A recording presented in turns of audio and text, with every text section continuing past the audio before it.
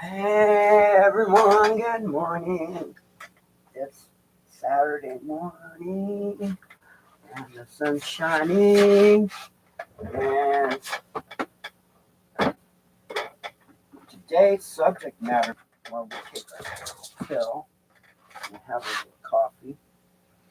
A little late today.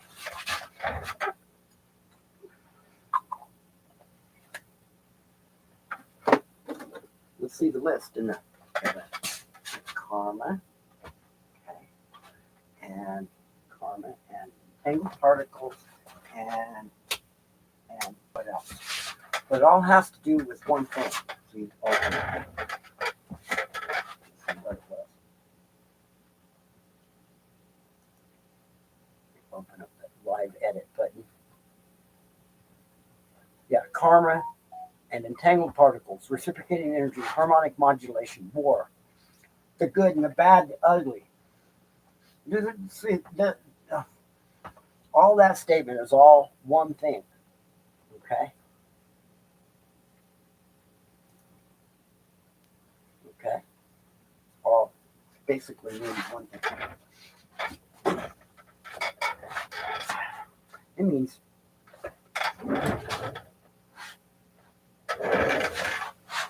It means that there's a world leader, okay, that has taken humanity back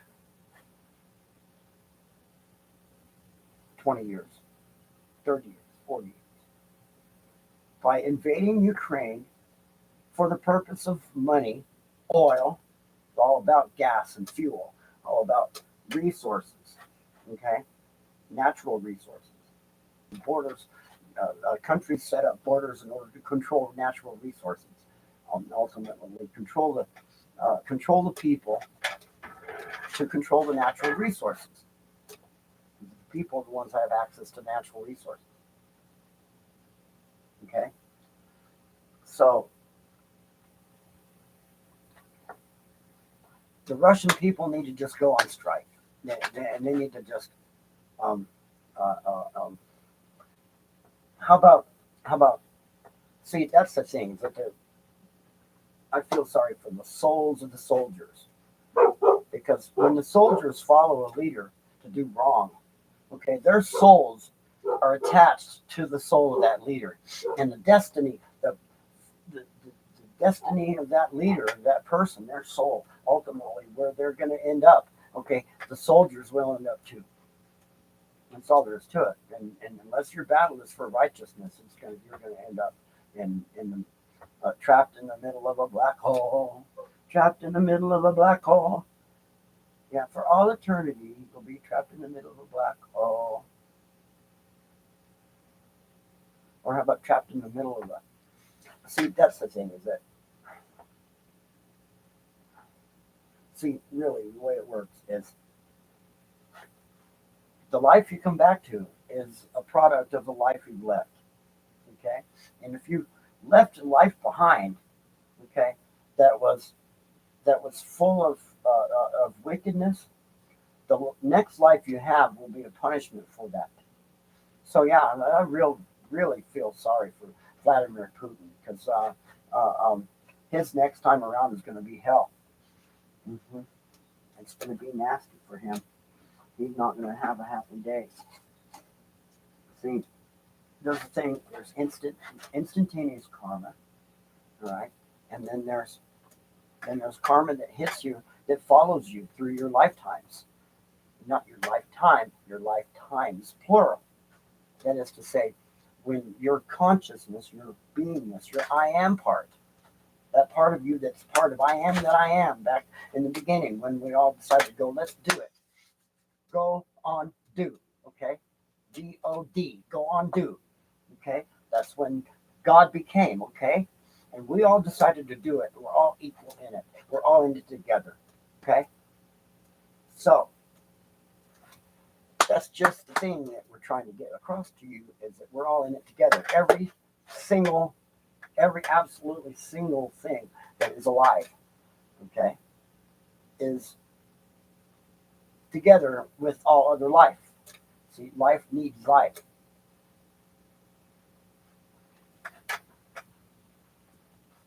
Life cannot propagate life without life. But of course, it takes all of existence in order to propagate life.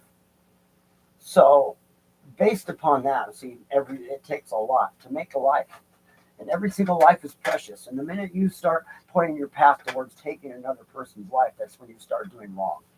Okay. Now, it's one thing to go. You see, nature does it. Nature does it from one species to another for feeding purposes, for eating. Okay. There will come a day after everybody gets to learn everything that needs to be known about it. Okay.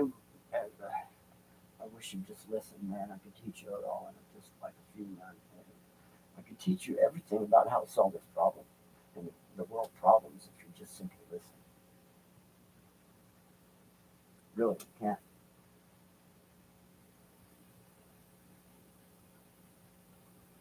See, I'm going to start here. It starts with food. Food is the primary, absolute primary resource everybody needs. And without food, everything stops, right? So when food becomes scarce, okay, that's when that's when that's when life, all lives, people and ants, animals, every single critter that lives, okay, that requires food to live, okay, when the food goes away, that's when desperation sets in, and and all life is willing to do whatsoever it takes to get that food. Okay, so we start solving problems just by making sure everybody has food. We solve that by making sure that that we solve that by installing greenhouses everywhere and populating them, start growing food everywhere. And uh, um, we need to have all our livestock. They can be done in uh,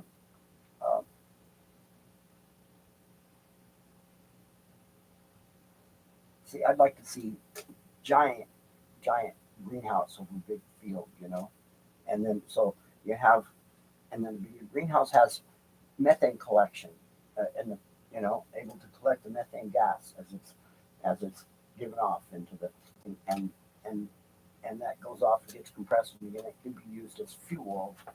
Okay, gets burned away.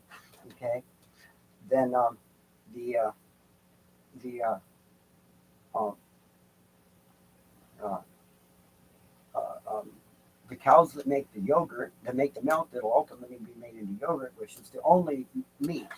Okay, yogurt is a meat, by the way. The Streptococcus thermophilus, lactose case, bifidus, vulgaris. Um, there's bunches of them. I can only think of a few off the top of my head, but they're the only critters. They're the only creatures that want you to eat them. They want you to eat them. Okay, they want inside your body. That's where they want to live.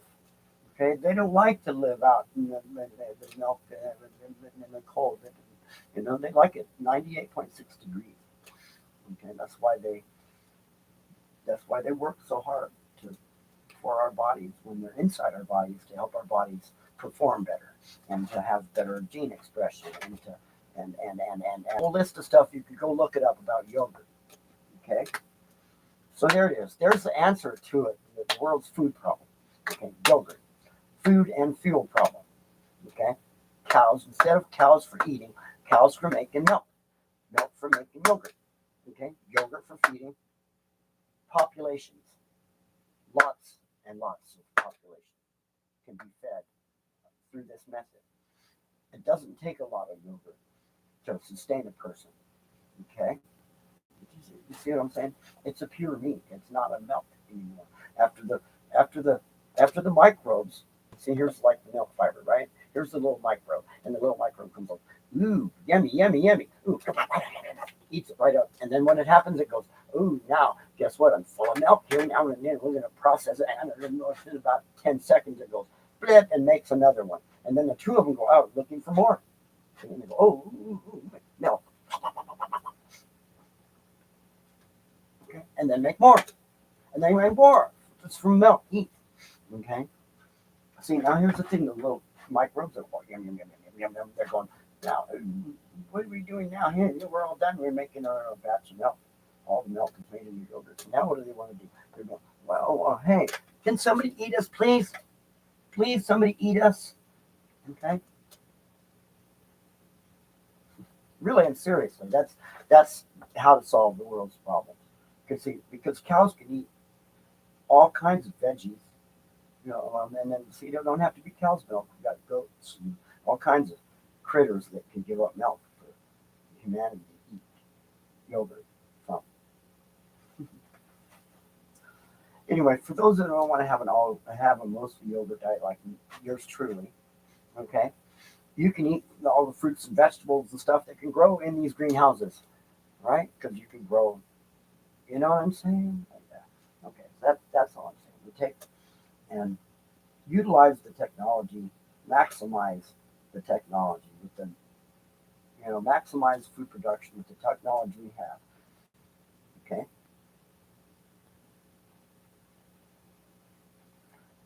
And then all the manufacturing needs to be shifted over towards where chemicals are recaptured, exhaust gases are recaptured, and reused. Every single solitary piece of byproduct that's output in it has a use. It can be put to work somewhere, some way. Like, I'll give you an example. Like, where to put the plastics is where I'd be putting plastics. We're going to be making fences with our plastics and technology, embedded technology, and we're going to ultimately we're working on this future housing project development, which is intended to be a self-sustained community. Okay, and ultimately, which is a pilot project for Space City, which has to be a self-sustained community.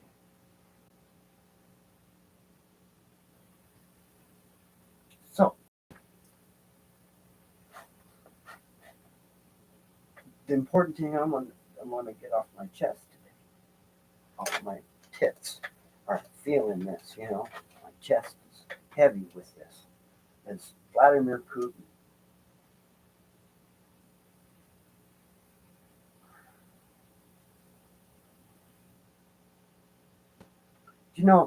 I'd like to have Vladimir Putin right here, right in front of me. Because I would kill him. We would be glad to take him out.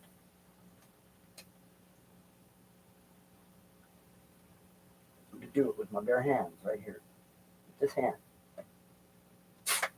like that, snuff his life out because he deserves it. Okay, because see, in this day and age, people who are working against peace are the enemy. Because see, ever since the start of it, anybody that ever worked against peace, and that peace among humans. Okay. Now, ultimately, we're looking for peace among all the critters, where there's not even where the tiger doesn't even need to go hunt for food because there's a big pile of yogurt that can go eat. Okay, see what I'm saying? You get what I'm saying? That that all the medium critters can live off of yogurt. Just no critter ever has to die again. Okay, and and that's really the far future, super duper far future, where where where see,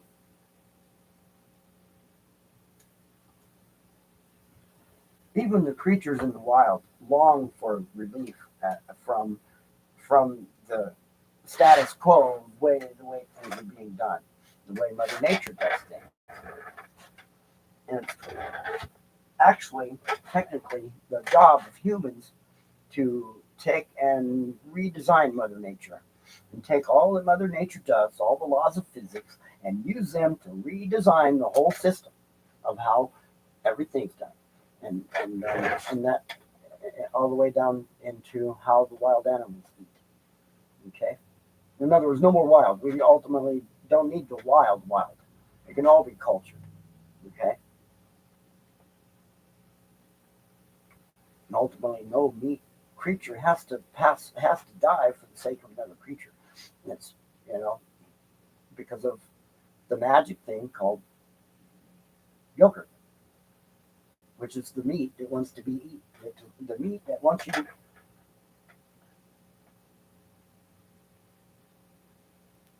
The meat that begs you to eat. Okay. All right. So anyway, as far as Vladimir Putin's soul, it's done. He's history. He's not going to have a place to go. Okay. He thinks he wants to go to hell. Maybe that's why he's doing it. He don't care about hell. You know. Oh, but this is standard. No, understand this. This heaven and hell and stuff. That's just based upon the standard, you know, description of what that other side is like. And the fact of it, you have no idea. Humans have no idea really what it's like on the other side, in the other dimensions. But I'm going to tell you something. You don't want to be on my bad side. Oh, did I say that? Maybe you don't want to be on the bad side of all of it. How about that? Now, see, I'll explain that. I'm not on my bad side because I'm on the side of righteousness. Okay, I might be the general of righteousness. You know, truly, what's right and wrong. There's no dividing line. Okay, in the physicality. Okay, yeah, there's hermaphrodites. I represent the true nature, physicality of life. Okay, now, okay, in the physicality, there can be a balance. There has to be a balance. There can't be a flow of energy without some resistance in the circuit. Okay, so there must be a point of resistance at some point in order for the heat. There'd be heat, and then when there's heat, then there's the expulsion of energy. Okay, or the exchange of energy. I use the word expulsion because, you know, anyway, it's more a favorite term of mine.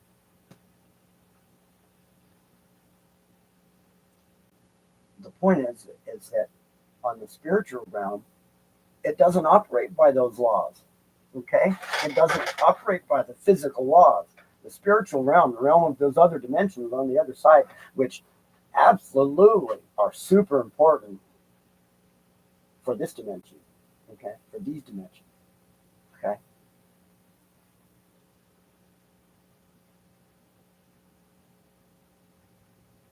So, anyway, here's the pill. Maybe step out and get me some frozen yogurt here in the cup. I think I'm about done to go and get on to today's the vortex out there. You already started earlier. The phone calls and stuff.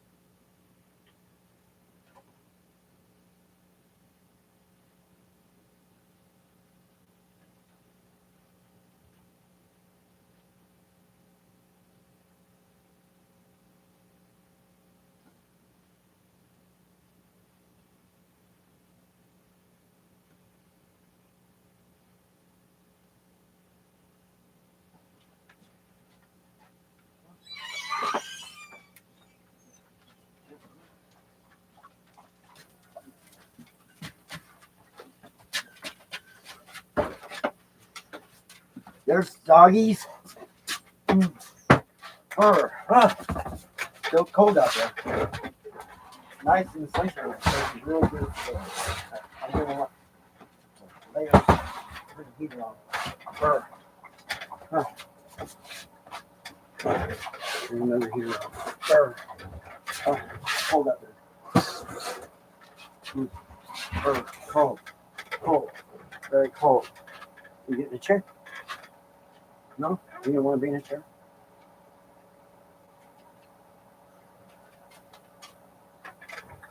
Ugh, cold. I'm full for me. Mm.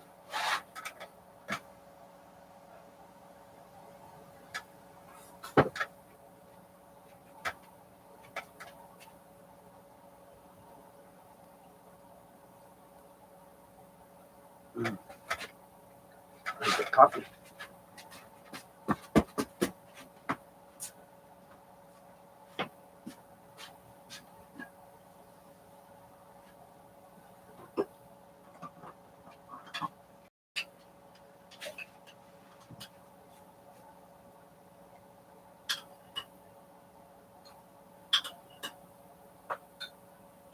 Strong coffee. Been sitting here cooking for a little while.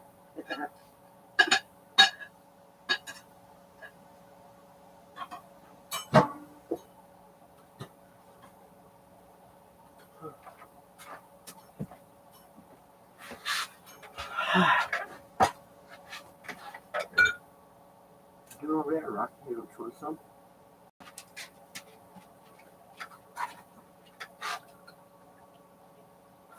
Mm. Strong.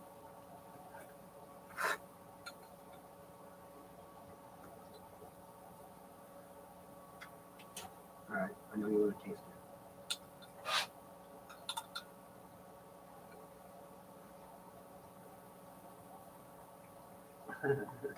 Oh.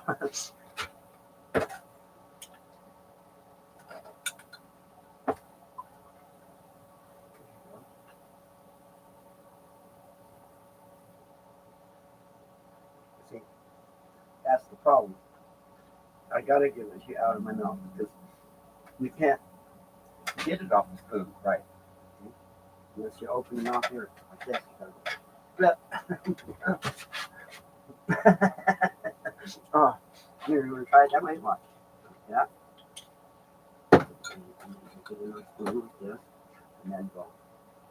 Flip.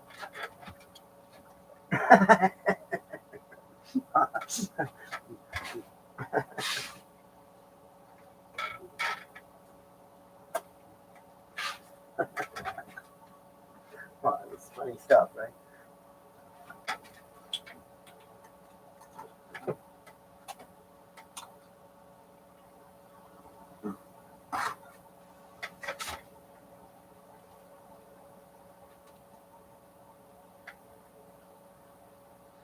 I think you prefer that method, huh? Yeah, he prefers that method.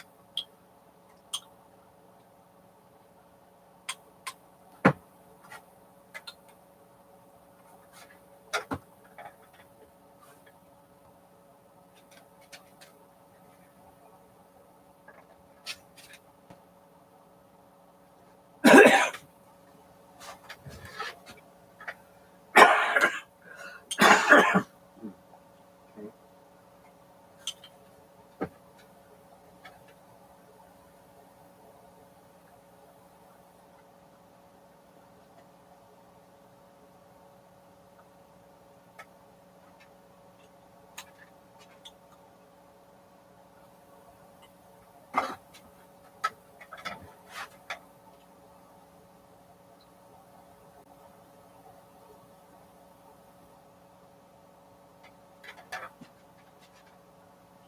Mm.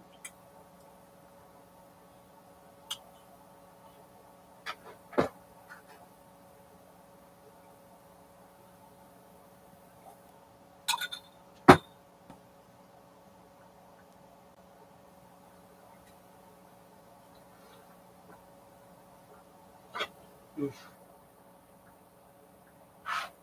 That sure is yummy, huh?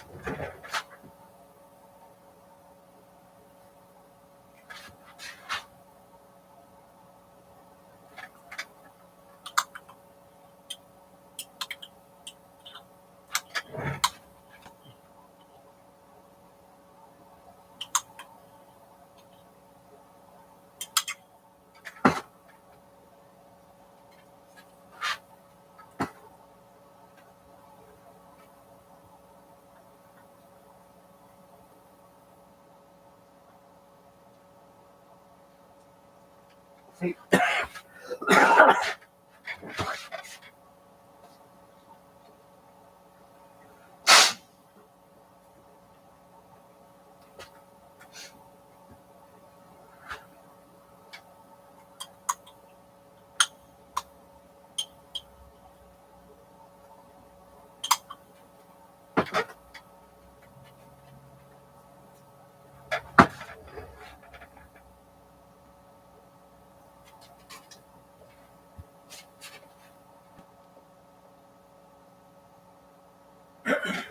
okay, so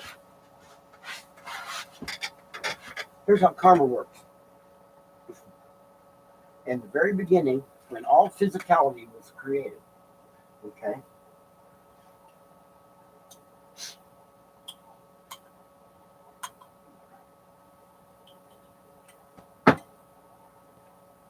all the particles started entangled right there. Okay, so you walk that spin, that spin, that spin, they're all entangled anyway from the start of it. Okay,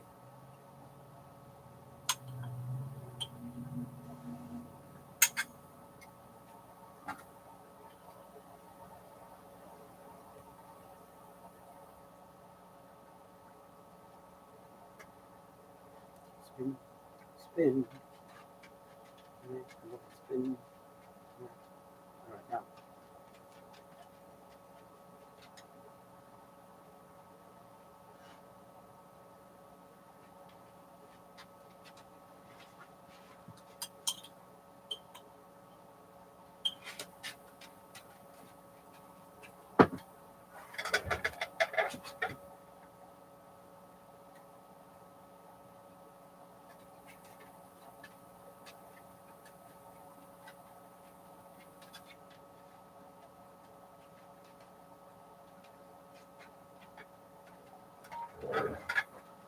So,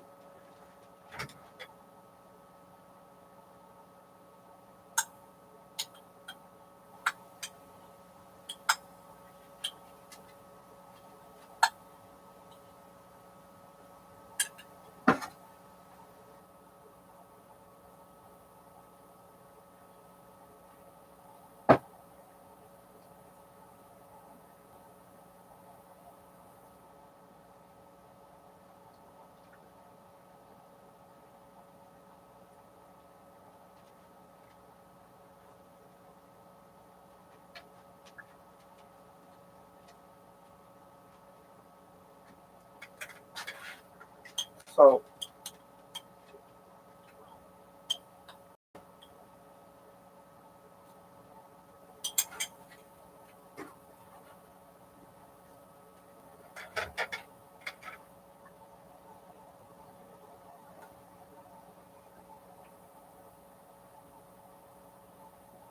so, in the other dimensions out there, the, the your spirit part is dispersed through it. Okay.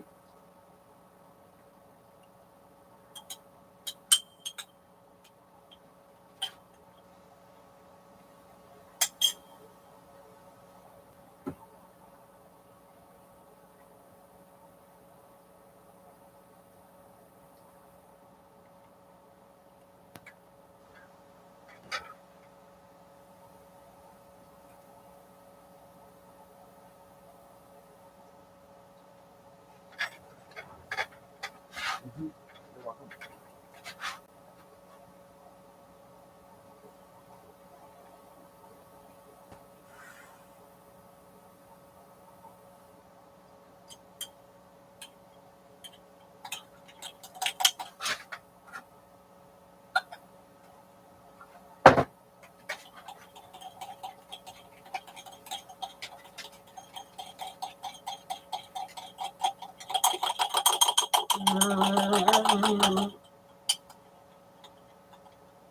There's a vortex locked in place.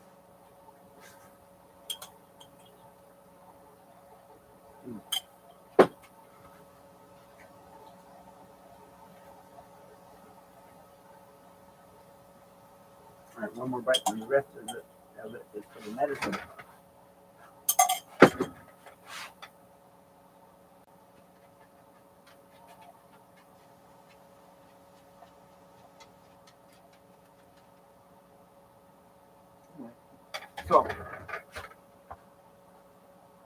So once the particle is entangled with another particle, and then have and their spin is synchronized, okay, it would seem to me that they would stay entangled and synchronized until some other force came along to perturb that alignment. Does that sound like it makes sense, Beans? Rocky, does that make sense to you? There you go, dump from the pill. The pill.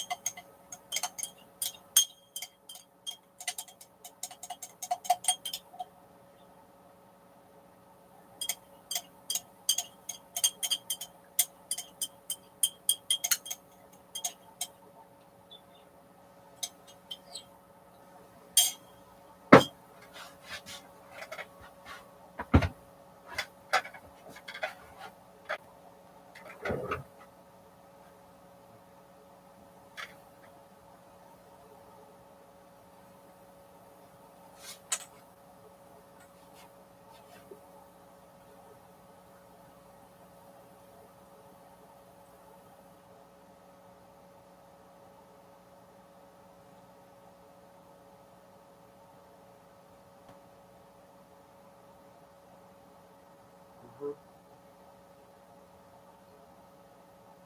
Mm-hmm. Yeah, right.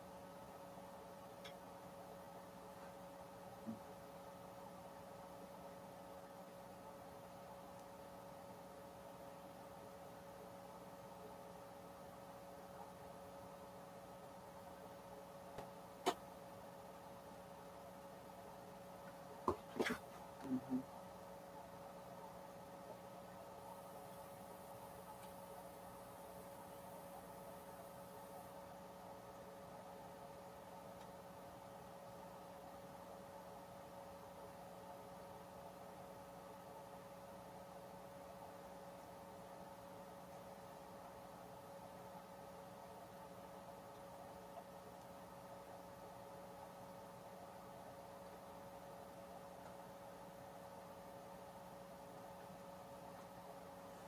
Oh.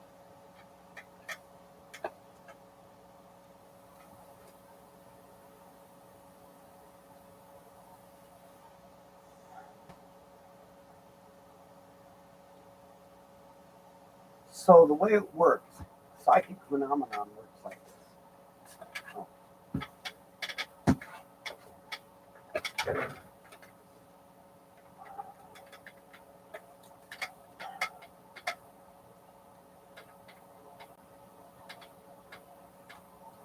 Inside her brain, there's a particle inside, right there at the root of her being.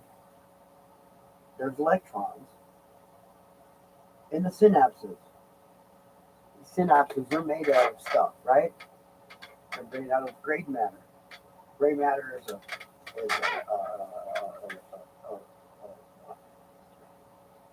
best way to describe it. It's a suspension of um, of sugars in water, glucose, and some various other acids and things.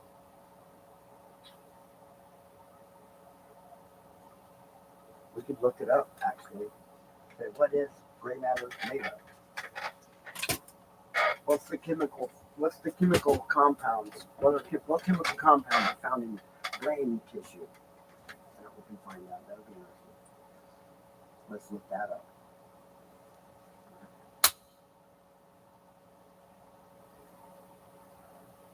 Let's see what Google comes up with. Google, help me. Help me, Google.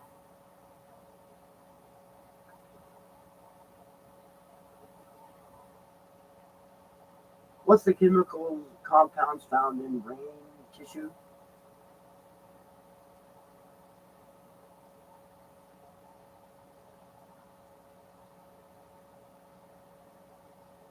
Tumor percentage in rich area.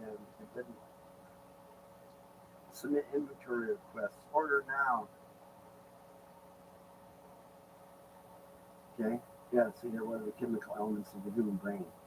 It's been asked before. Answer the elements of the brain and any other parts of the human of 8 votes. Okay. Questions and answers. Let's read that answer. Okay.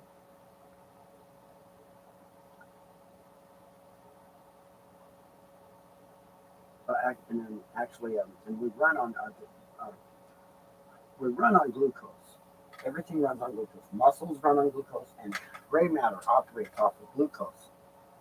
Glucose is a sugar. All right, the Cora, continue here.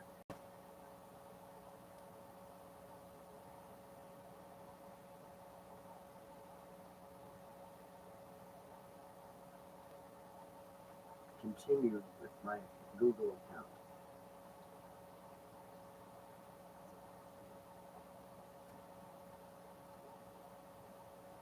Download app. I'm not sure I want it. I'd like to read the article first, please.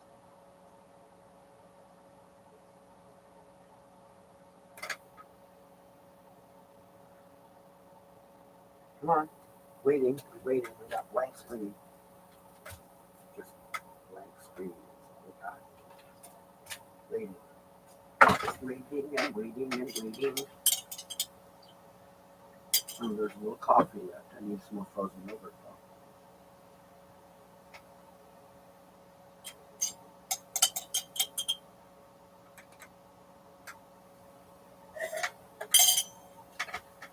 I need to medicate some more and some different other medication too. Some of this green medication.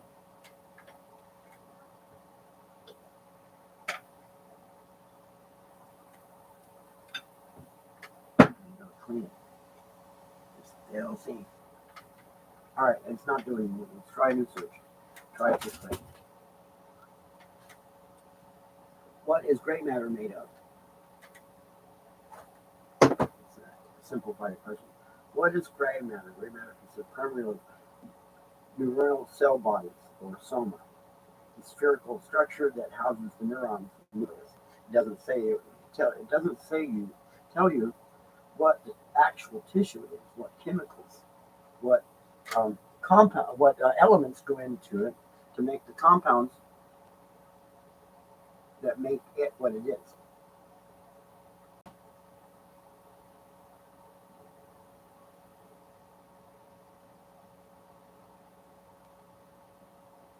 All right, here this might tell us gray matter versus white matter.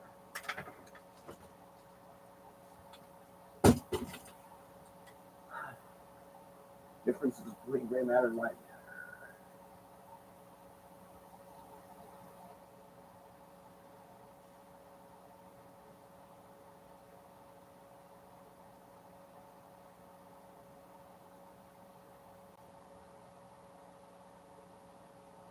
Okay.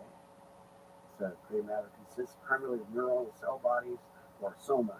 We read that already here. Then that says what is white matter?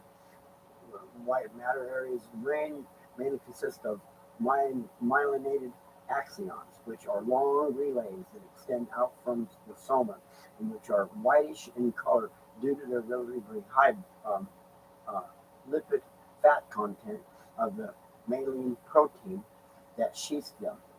Okay? These form connections between brain cells, and white matter is typically distributed. The above division is physiologically accurate on a system level. There are a mix of cell types present in both gray and white matter. Gray matter also contains axon tracts, glial cells, glucose, capillary blood vessels, neuropile, neuro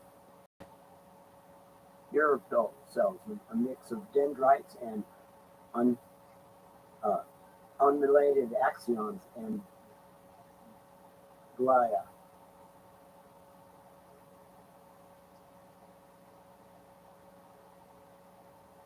White matter also contains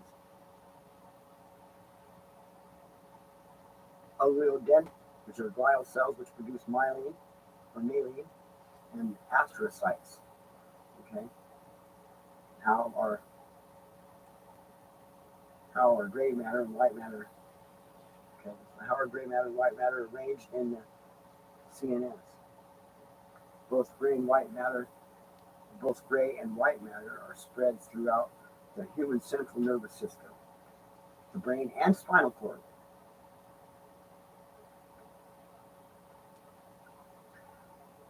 Neuronal bodies are abundant in the cerebellum, or cerebrum, brainstem, and cerebellum. This latter structure, which makes up just 10% of the brain volume, contains more neurons than the rest of the brain put together. In the spinal cord, gray matter forms a butterfly structure, which can be visualized below in figure 2.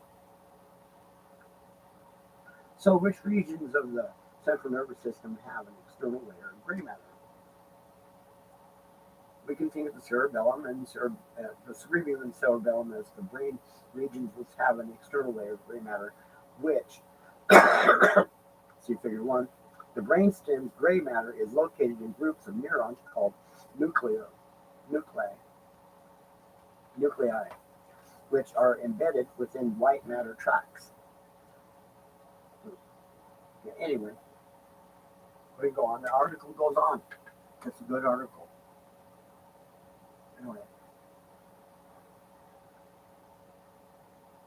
here's the thing. What I'm trying to say about it is that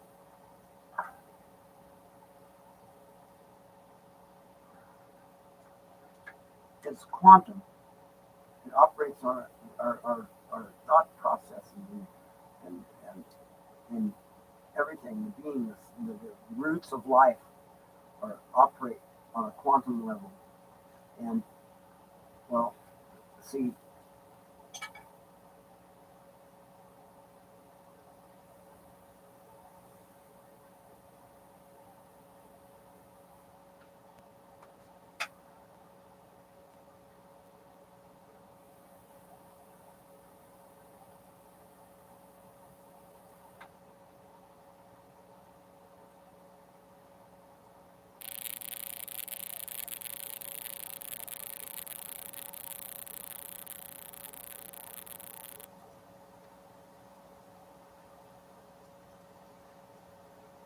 they're just now, science is just now starting to unlock some of the secrets of nature.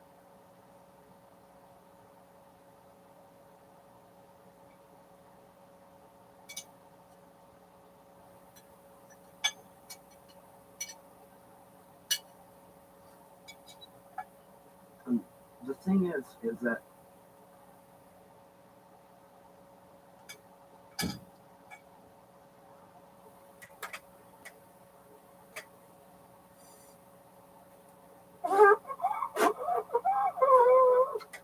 the thing is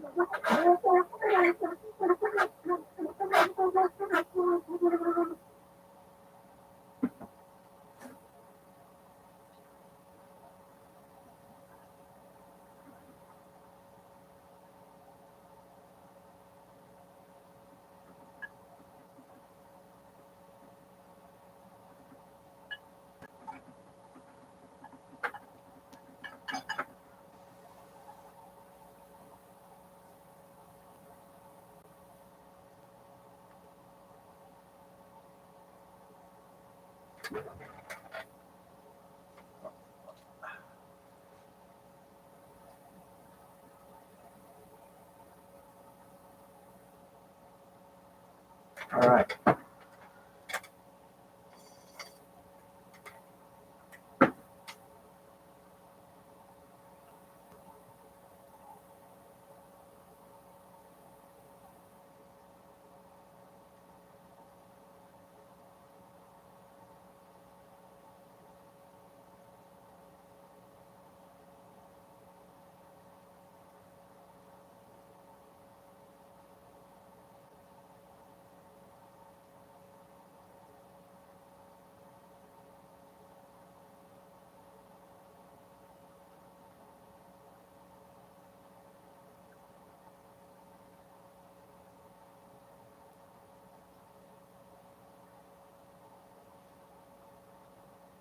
Okay, so the best way to express this is like this: that every human being, every living creature has a personality, right?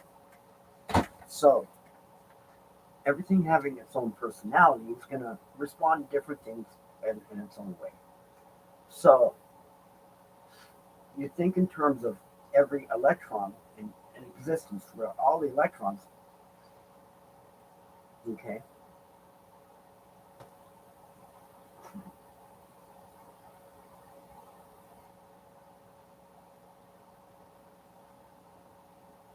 Their spin is predetermined at what time, whenever all the electrons were created. Their spin was predetermined, and there are many upon many that are entangled with each other, okay, and synchronized, where you know, spin here, and then you go in it, and okay. So on that level, see, Mother Nature already communicates on a quantum level this way. It's called psychic phenomenon.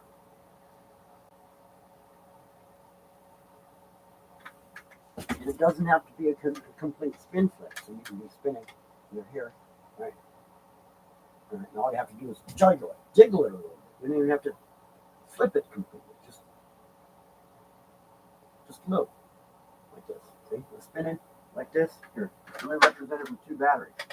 Okay, with the poles. So here's one with an up spin, an up quark, for instance. Oh, I'm going to uncork the line one. There's an up quark, and there's the one with the down. Okay, or it's up spin and down spin on an electron. Right? And they're spinning away, right?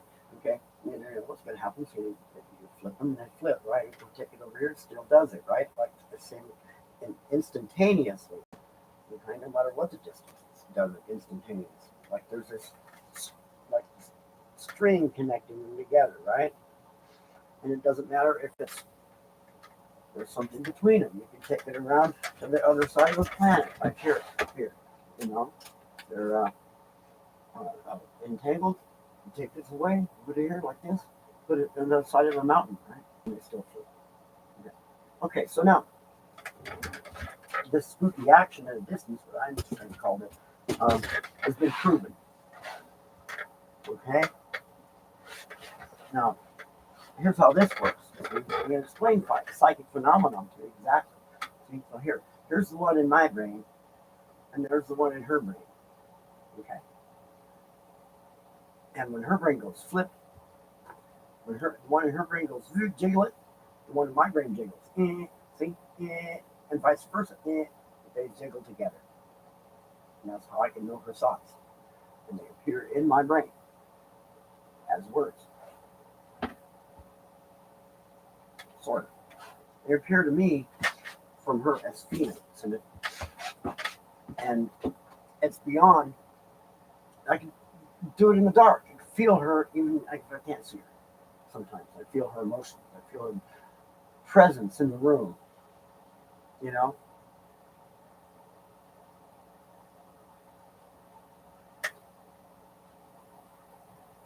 Like being able to know that she's left the room, not even able to hear it, like be in the bathroom, right?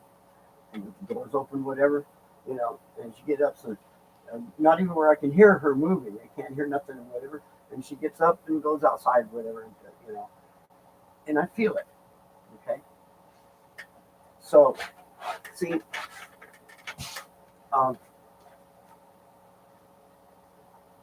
premise, it should be possible for some people, some psychic phenomenon can exist between certain people, okay? Relatives, okay? Or people that that are, well, like we're brought into Sabrina came into our life Christmas Day 2010, born into us, and we kept her as a very very glad we did. We don't regret anything.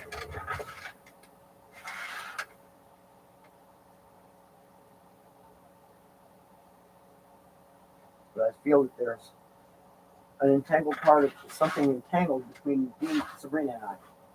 Okay? And that's how we're able to communicate sometimes. Right. Huh.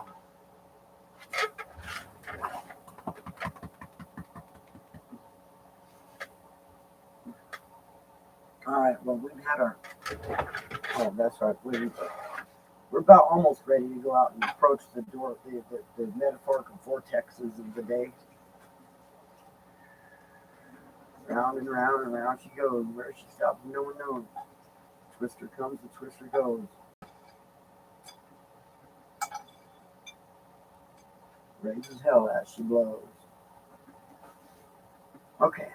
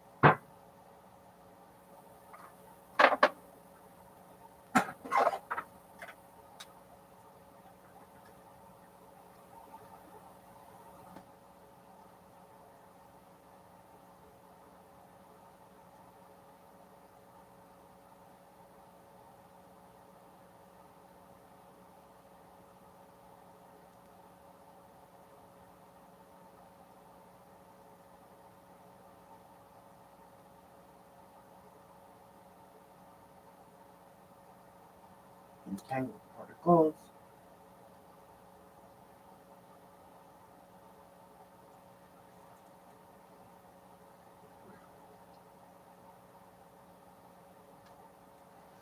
So, the bottom line I want to get across is that um,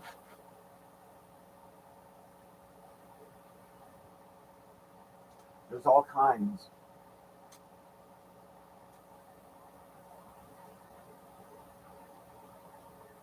see there's the energy we use, that powers our heaters we use heater house with, and runs our electric lights, and runs our motors and our washing machines, and on our blenders, and all that, and runs our TV sticks. That's that energy. There's an energy that's so subtle, see, in space time, particles, space time.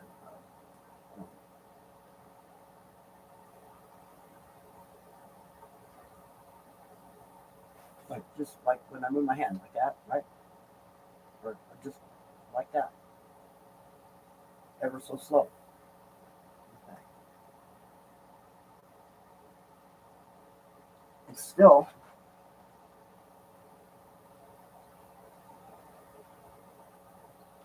affecting gravity.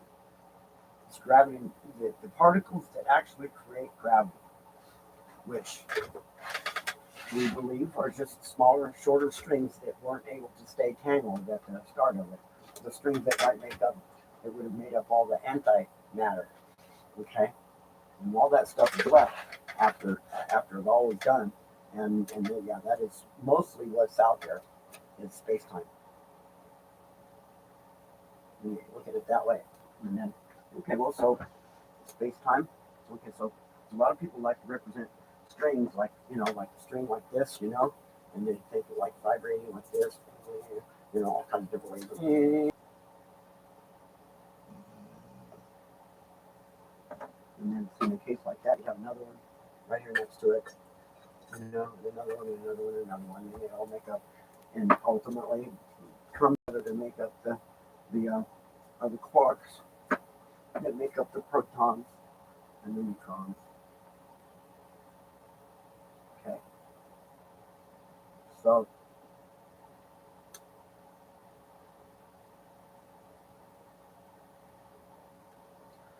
we kind of think of it a different way.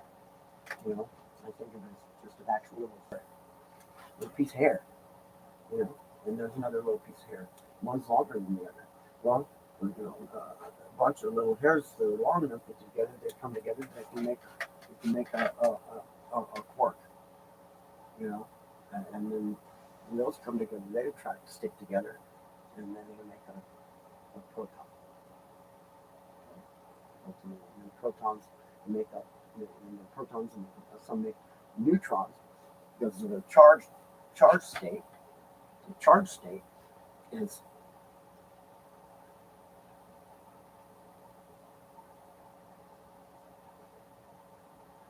determined by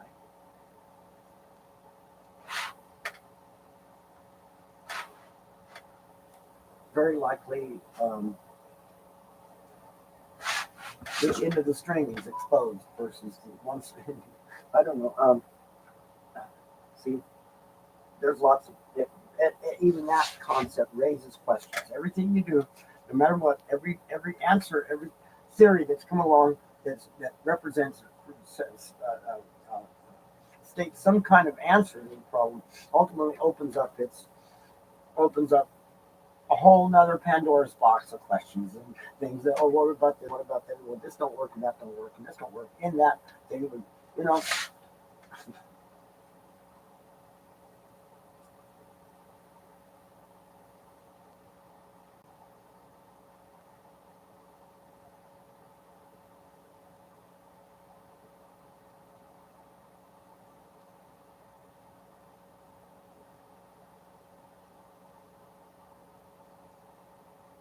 Bush, let dry skin.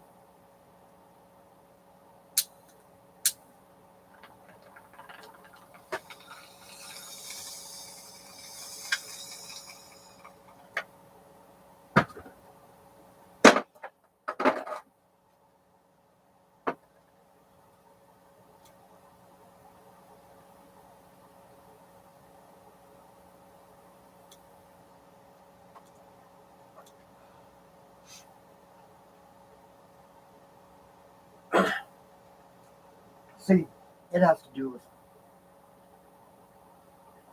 um, like the force of magnetism, kind of one that's you know.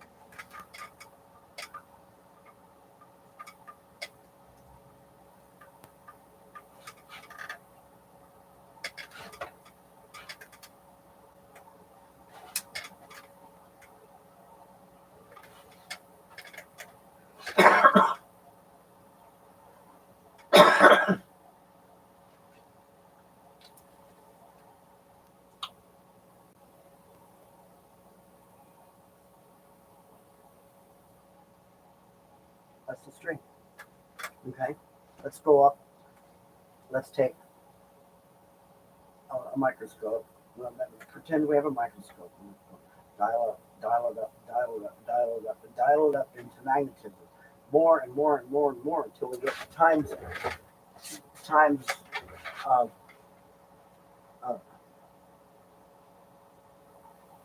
uh, times 1 tera. If you could ever get a microscope to go that far, and then we ultimately see these. We see them like we're looking at this, right? This, right? Let's see. When they when they bash the protons together, they come up with different particle configurations. Like there's one like that, and there's one like this. You know, have names. Right? And I'm not going to bother looking them up. I don't have them memorized. I'm sorry. Too bad for you. I have them memorized. But they come together like there, okay, and then like these little magnets.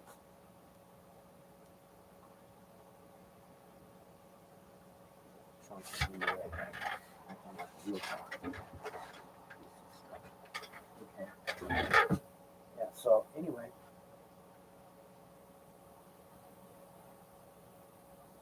so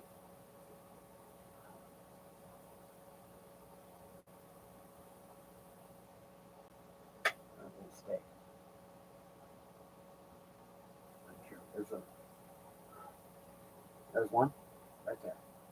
Okay, so see, here's how I see it. We talked about when we spoke to our friend Steven before he died. You know, it was that way theory was. It was like the proton is like this. See,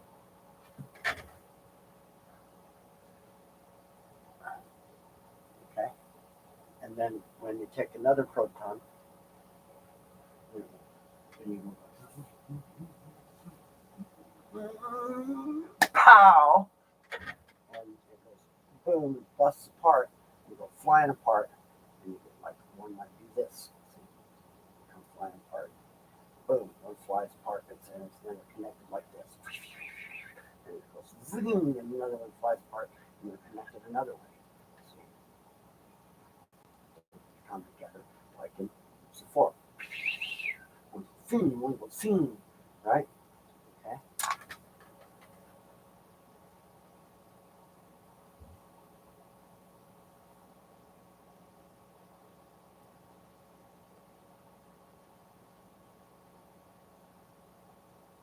You know how hard it is to get spherical magnets to make a tetrahedron? You can't do it. It won't go because of the poles. Anyway,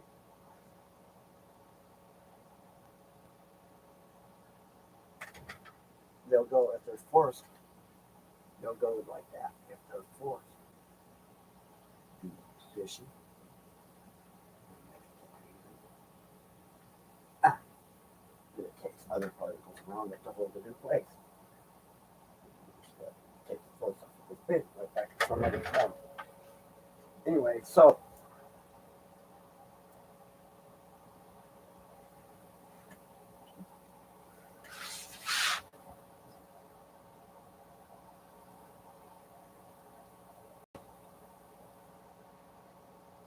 anyway,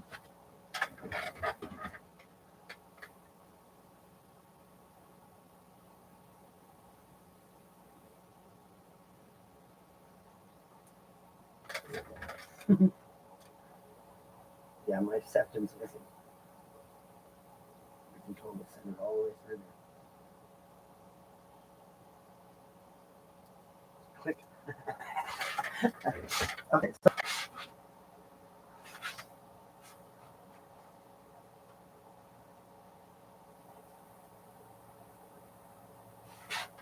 how about I start working out around? Let's see what people say. Yeah, my nose ring, man. My nose ring. Or break it up, do it like this.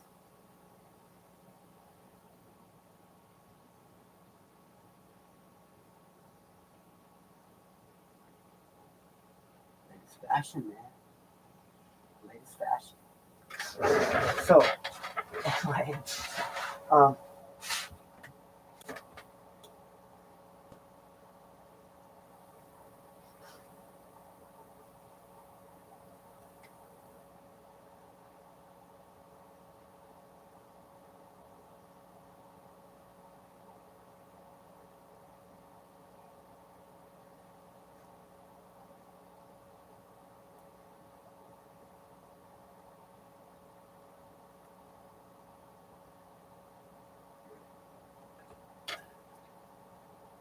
so yeah, I'm gonna start wearing a nose ring.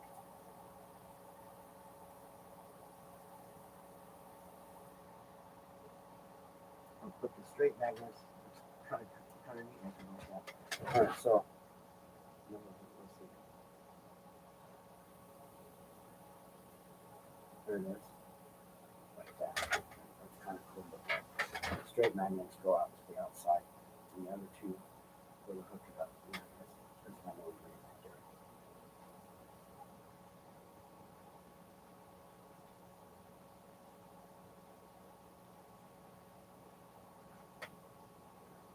Straight. There it is. Okay. So now,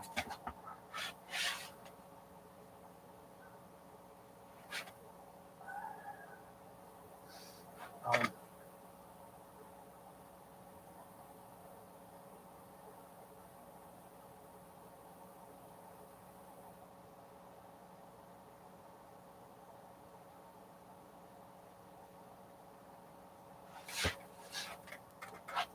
See, it occurs to me that this way, that where there is any force whatsoever, okay,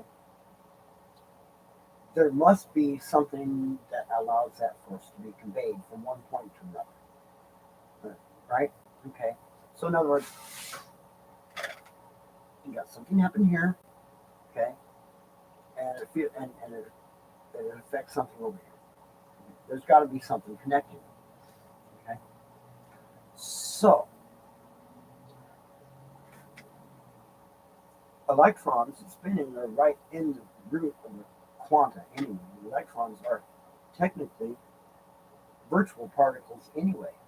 They're created by the wave function. And the only way you can really create a particle from a wave function is if the ocean, if the waves are made of something that will allow the particle to manifest. Okay? See what I'm saying about that? And that's where it leads to the strings. And another string. And another string. And the magnetic properties of these strings, I imagine, would be pretty low.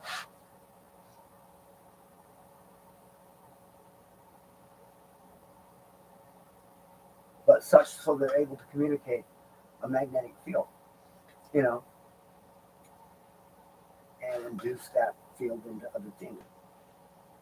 Because all the magnetic fields align with each other in series and parallel, depending upon the mass of the material.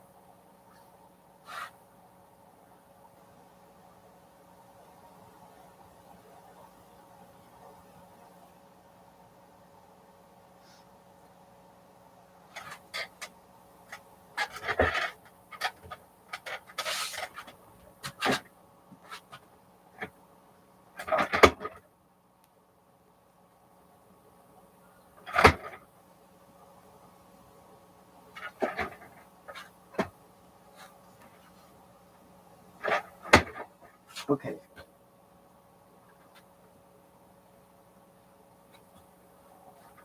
All right, it's 1 o'clock. It's time to get out there in the sun. It's probably warm enough now. So, that being the case, we're going to do first. I think grab some lotion.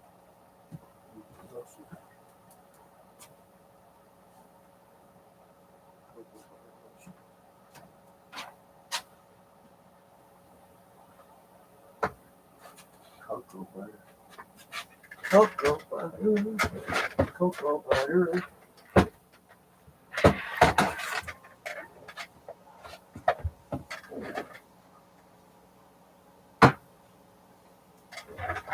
You need a little bit more medication too.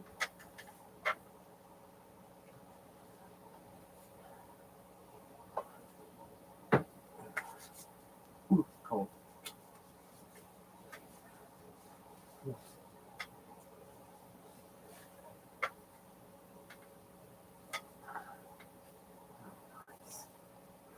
You like the taste of that, huh? It won't hurt you.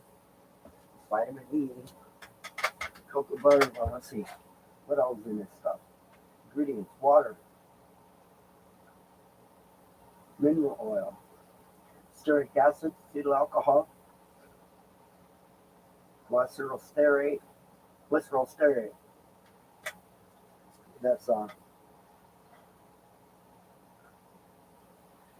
That's probably glycerin, and they probably heated it up.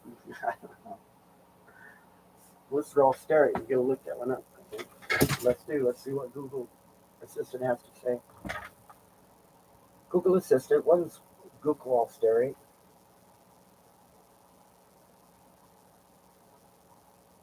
Oh, glycerol. I'm sorry. I'm mispronouncing it. Hi. How can What is glycerol stearate? According to Wikipedia, glycerol monostearate, commonly known as GMS, is a monoglyceride commonly used as an emulsifier in foods. Okay. This is not glycerol monostearate. It's such as glycerol stearate. According to Wikipedia, Yeah. So okay. glycerol monostearate. So it's in here. Okay. So apparently there's no glycerol stearate. It's just glycerol monostearate. it would have otherwise been, they probably should have put it glycerol monosterate because there's no glycerol sterate. It's only glycerol monosterate. Okay, so now, moving on.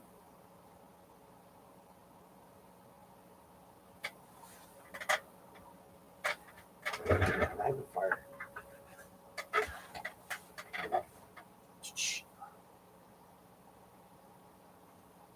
Triethyl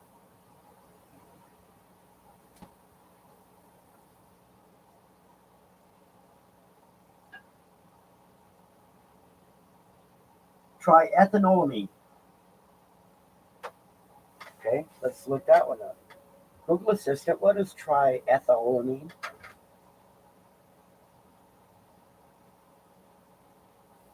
And it says link your voice to my voice map. Triethylamine. Triethanolamine. Triethanolamine. Here's the definition of autonomy. I'm not getting it.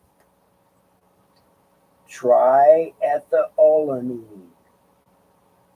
According to Wikipedia, a Triathlon. triathlon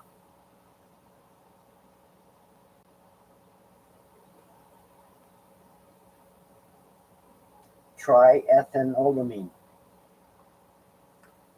It's not getting it. Okay. Triethanolamine. According to Wikipedia, All right. Here, we'll type it.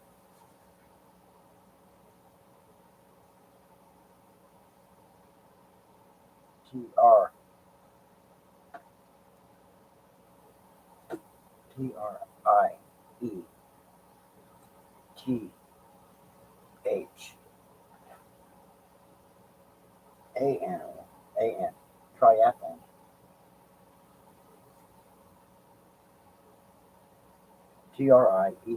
Triethan. Tri-SN. Ethanol. Ethanol. Okay, probably some of it.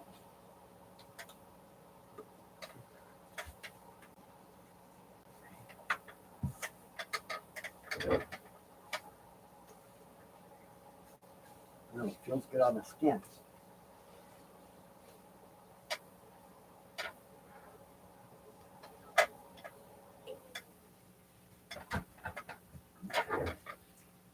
Some of this in my phone too. It'd be really nice. Okay, anyway. All right. And then it's olamine is spelled O-L-A-N, right? Yeah. Oh, yeah, it's O-L-A-M-I-N-E.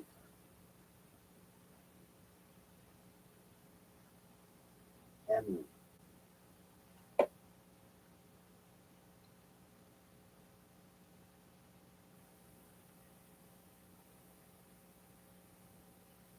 Yeah, A-M-I-N-E. And it's triethylamine. Triethanolamine. Okay, search it. Go. Here it is. See, came up. Shop triethanolamine. You could buy it. You could buy it isolated by itself. 99%. Level 7 chemical. $1,149 for 55-gallon drum. Here it is in lab grade triethylamine, $45 lab alley. Here it is in a bottle. There's a 55-gallon drum for $1,500. Well, I think I'd be buying, that's lab alley. I think I like 7-level chemicals prices for better. So that means if we start shopping for chemicals, see, all you gotta do is hunt for one. If we need chemicals for stuff, for making our own stuff, okay, and we can shop the best chemical suppliers just by shopping for one chemical, just like that. By going, oh, we found it.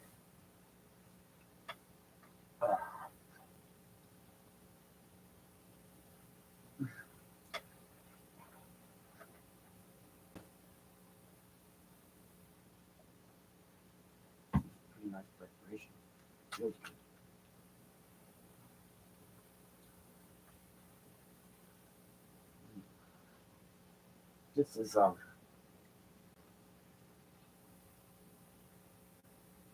brand is Personal Care. What I like about this brand, look, see, it's the product. Shows you what it is, right there. Big label, right? And it shows you what's in it. Big label. And then everything that, and it shows you what it does. And then nowhere on the bottle, okay, you look, of course they did put it first. Okay. They put it first, but they didn't put it big. And see, you can tell some manufacturers, they believe in their product so well that their brand name is in tiny little letters right at the top. And they draw your eye.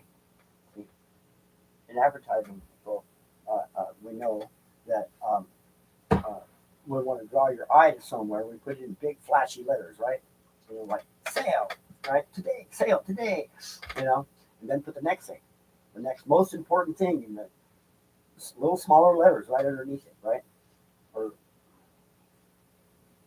okay, so you can look, manufacturers that are trying to push a brand for a price will always put their label first, and then what it is smaller. Always look for that. You can always know if they're money hungry, greedy. They'll put their brand name first. We're gonna do one. We're gonna kind of copy them though, not because we're greedy, only because it just is. On the Goliath space motor, is that's for the G. Okay, but let's see. That's why just a G instead of Goliath. That's it all down to on the motor itself. Okay. On the motor itself, okay, is just a G. Okay.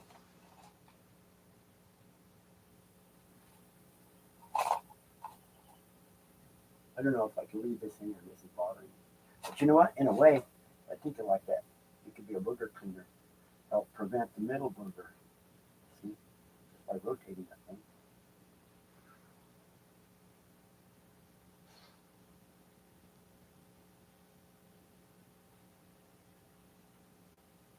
Maybe I like it smaller. Pull the whole thing out. Okay. And just take the cylinders out. And just keep the balls. Just keep the tiny balls, keep the small balls.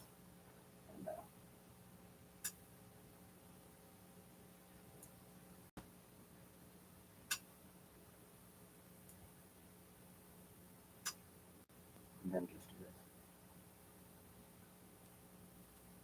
There it is, nice and tight. Feels better. Doesn't hang down at the start. Okay, so anyway, the G just is for the represents the Goliath space for the manufacturer. It's a down-toned version of it. See, because what's important is what it does. In this case, what's important is where it's going to be. That's what everybody installed. This is just a paper mock-up of it, just to get an idea of the shape and then the model. I showed you that the model along real nice. Let me fly her by here. Got the forks, material for the front forks ready to go. Here's the all important divider.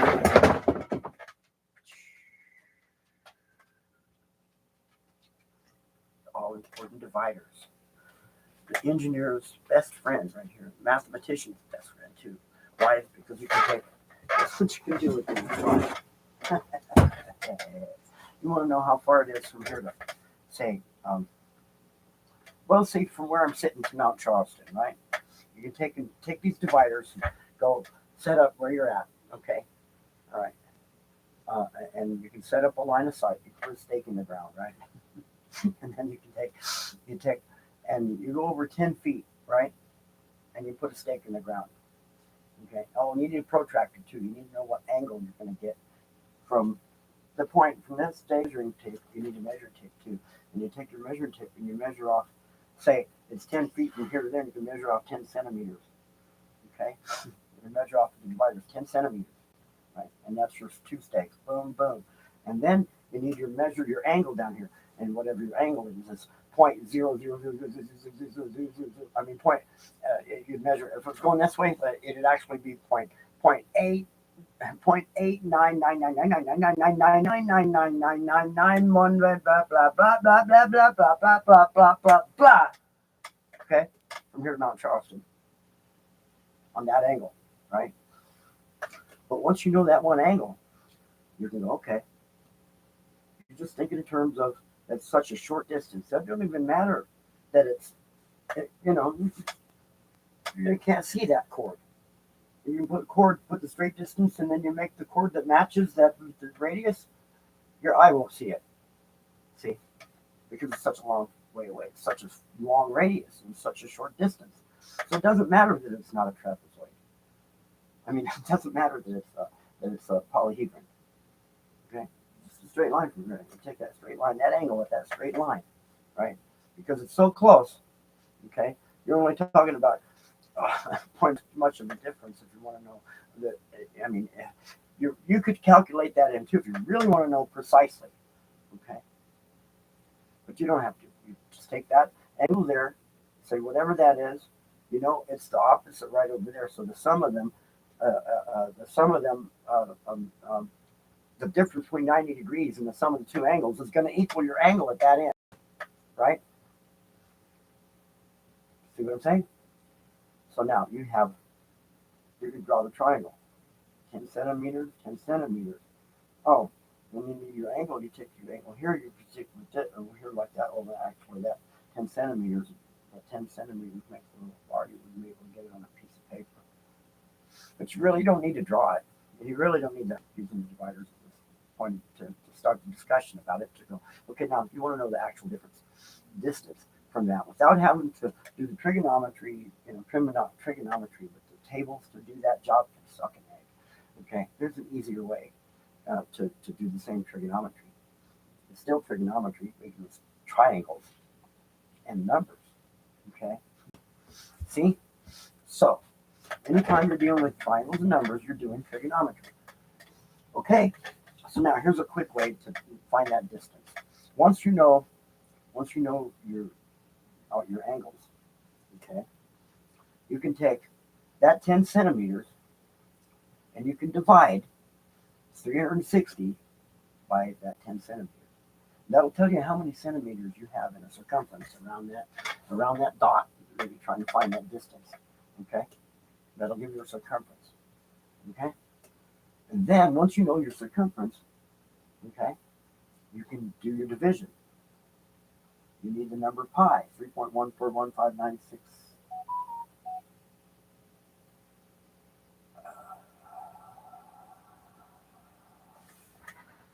941.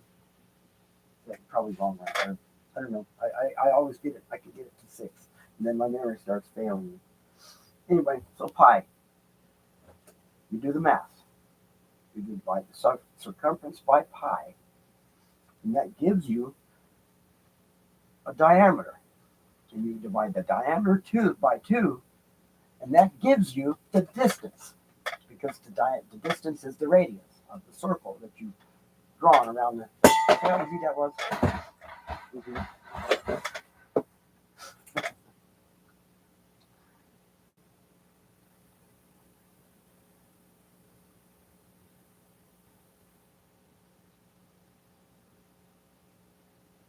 You divide not the distance, not the 10 centimeters. You divide the angle. Okay, I'm sorry. I got to correct that. See, realizing I mistold you. You don't divide the distance to 10 centimeters by 360, or 360 by the 10 centimeters. You divide 360 degrees by the angle you find after you find the two angles. Now, here's the way to find that angle at that point. Okay, let's make it a shorter distance. Let's say we're dealing with, let's make it easy. Let's make it 10 feet.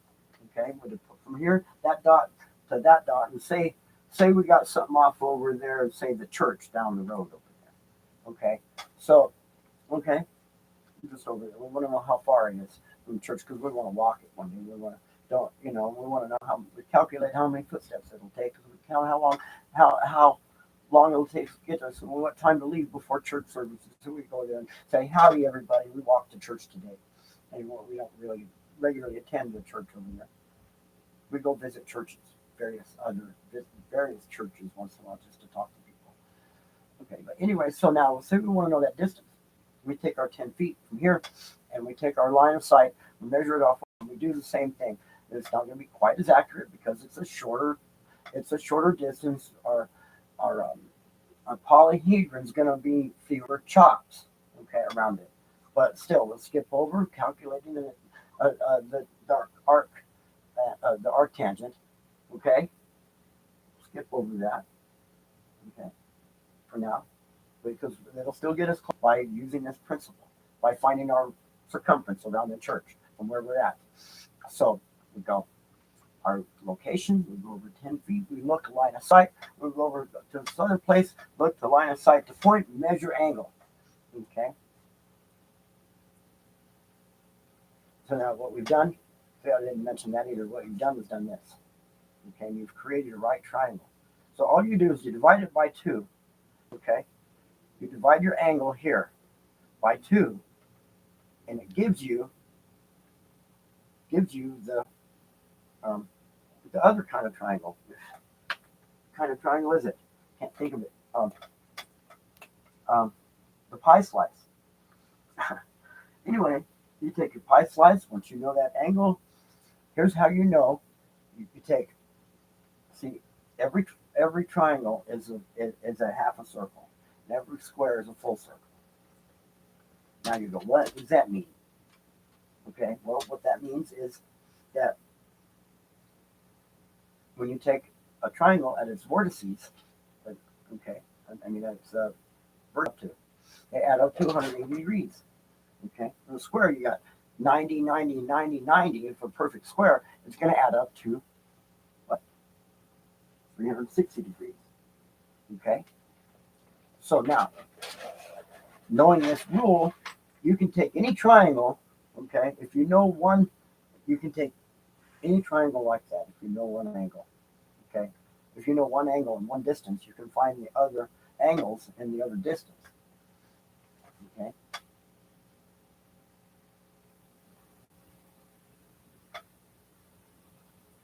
Well, it helps to know the other if it's one of these other kind of triangles, one of those kind. A right triangle, super simple. Okay, is taken divided into 2 triangles. Then divide one into a pie slice. Okay. Anyway, let's get on with moving on to other stuff.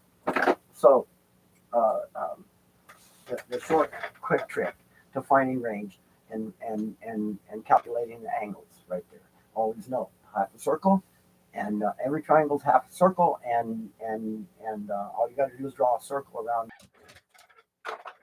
Somebody's not.